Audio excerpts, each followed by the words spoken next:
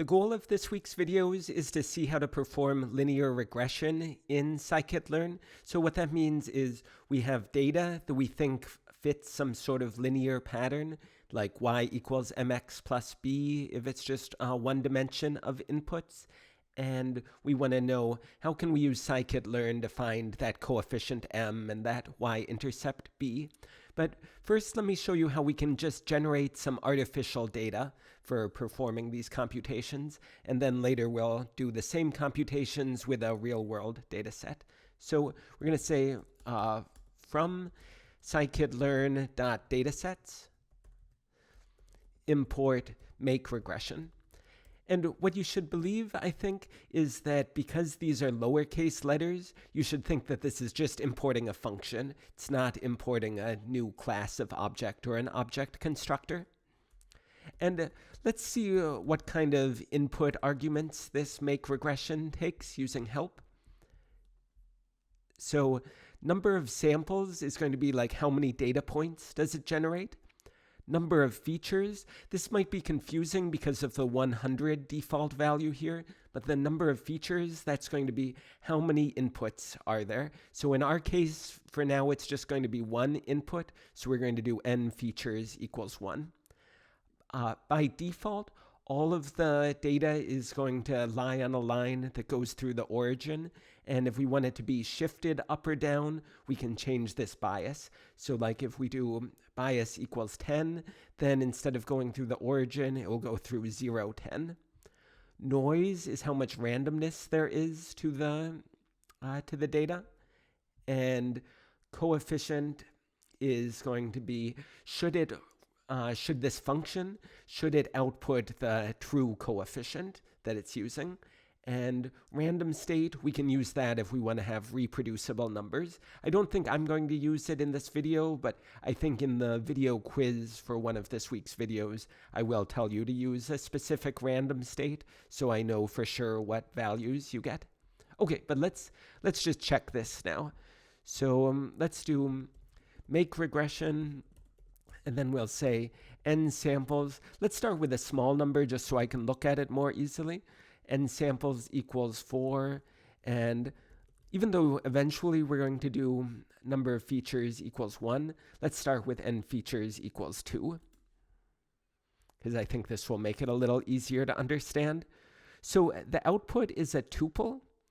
The 0th thing in the tuple is this 4 by 2 array. Okay, we think of this as the different input features.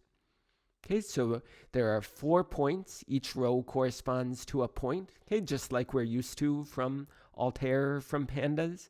And each column corresponds to one of the input variables. The second thing in the tuple, okay, this is the second thing. This corresponds to the outputs. So it's like for the input 1.4, negative 2.5, the output was negative 88.4. Okay, so great. Now let's go ahead and do this with some more representative numbers. So let's change this to 50 points and just one input dimension. And let me do tuple unpacking here. So I'm going to say capital X and lowercase y. And so capital X is going to be the equivalent of this, the 0th thing in the tuple, and lowercase y is going to be this. And why do I use a capital letter for one and a lowercase letter for the other? It's because this X is two-dimensional. Okay, let's look at it. It's going to be a 50 by 1 two-dimensional array.